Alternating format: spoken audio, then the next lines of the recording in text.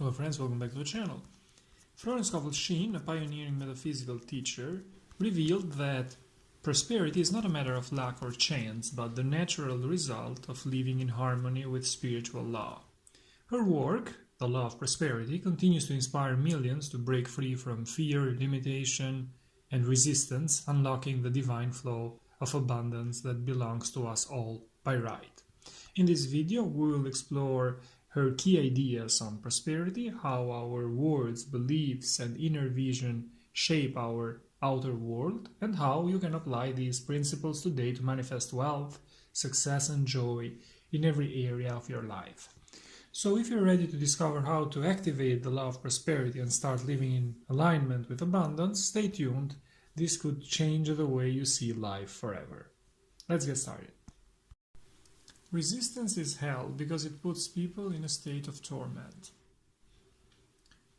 If we worry too much about the circumstances we find ourselves in, what we have, or the difficulties we face, forgetting the desire we hold, we will end up losing the power we have to attract what we want.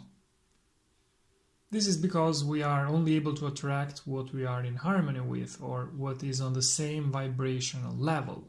If you want more money but you ask while being in a state of fear, anger, or indecision, you will end up attracting more poverty.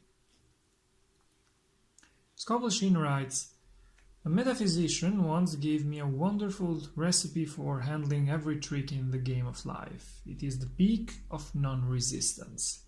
He gave it saying, 'Once in my life I baptized children, and of course they had many names. Now I no longer baptize children, but I baptize events, and I give every event the same name.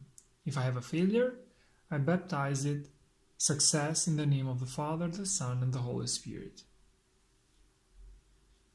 This process is called transmutation, and it concerns transforming what we perceive as an obstacle into an opportunity. Changing our interpretations increases our presence and awareness. By changing our awareness and presence, everything changes because our emotions, perceptions, and actions change. You have surely experienced this in the past when a conversation with someone, a book, or a speech triggered something inside you, making you want something intensely or no longer want what you already had. Emotions, perceptions, awareness, presence, vibrations all play a fundamental role in attracting what we desire from life. The internal interpretation is what creates the resistance that hinders us on our path. These are the so-called self-imposed limitations.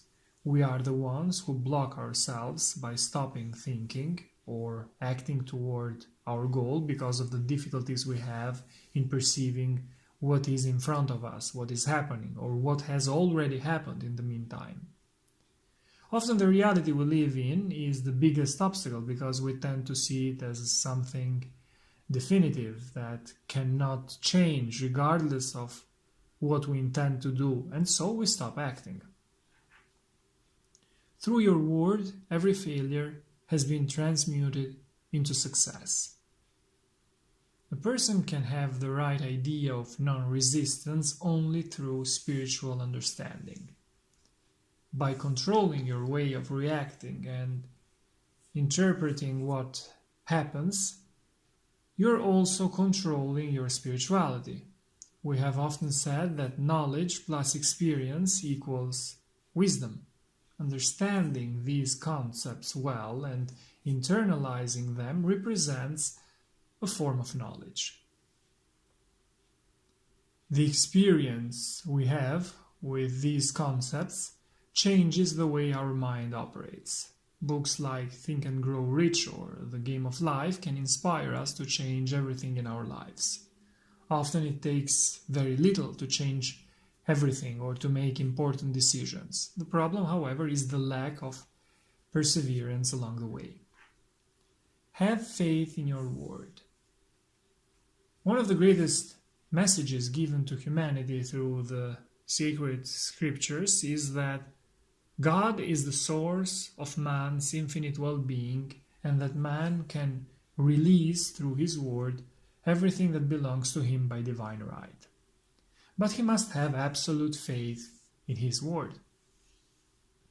When a person knows his powers and the functioning of his mind, his greatest desire is to find an easy and quick way to impress the subconscious mind with good, since mere intellectual knowledge of the truth will not bring results. So, after understanding the great power we possess, we must use it. How? By influencing our subconscious mind. How? By controlling our consciousness, that is, our beliefs, thoughts, interpretations, everything we believe to be true or right. We must align everything with our desires in order to create the consciousness of success. Everything we nurture in our consciousness is automatically transmitted to our subconscious mind, which has no filters and tends to consider true everything it receives from our conscious mind. Then it works with infinite intelligence to bring it into reality, attracting circumstances, people, and opportunities into our lives that will help us along the way. However, the subconscious mind also tends to realize what we do not want to happen, because by thinking about it constantly, even hoping it won't happen, it ends up happening anyway. Why? Because we are what we think, and we attract the products of our thoughts, whether we like them or not. If we don't want something to happen, we must not think about it. We must think about what we truly want to attract. According to authors like Scovel Shinn, there are various ways to influence the subconscious mind. The subconscious mind is often influenced by music. Music has a fourth dimensional quality and frees the soul from imprisonment. It makes wonderful things seem possible and easy to achieve because it eliminates inner effort and resistance. Listen to the kind of music that energizes you or that gives you greater inner peace. It is, however, crucial to understand that the subconscious mind can only be influenced if you have faith in what you say or think.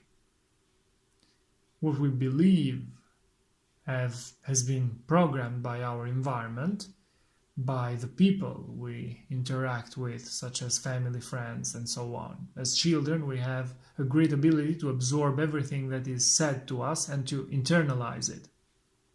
In a sense, we transmit or repeat what others have told us without questioning it. We end up adopting the beliefs of others, which then control our entire lives.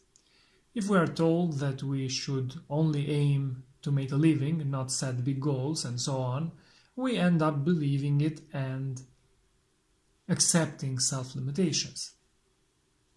See, this is something that has ruined many lives. So set yourself a goal, create the vision of that goal in your mind, and stay committed to reaching it. Every person reaps what they sow.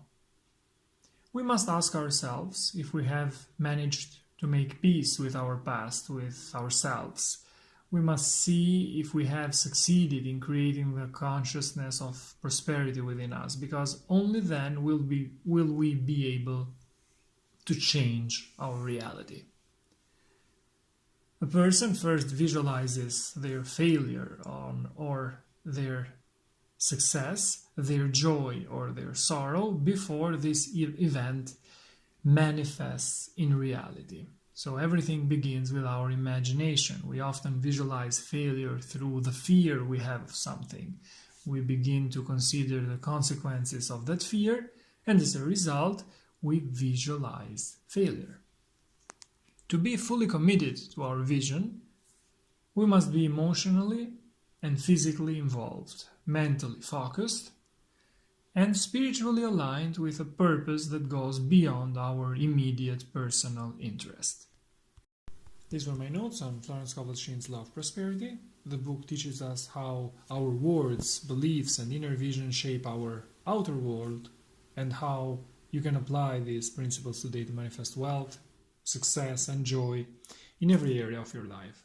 Thanks for watching. See you in the next videos. Take care.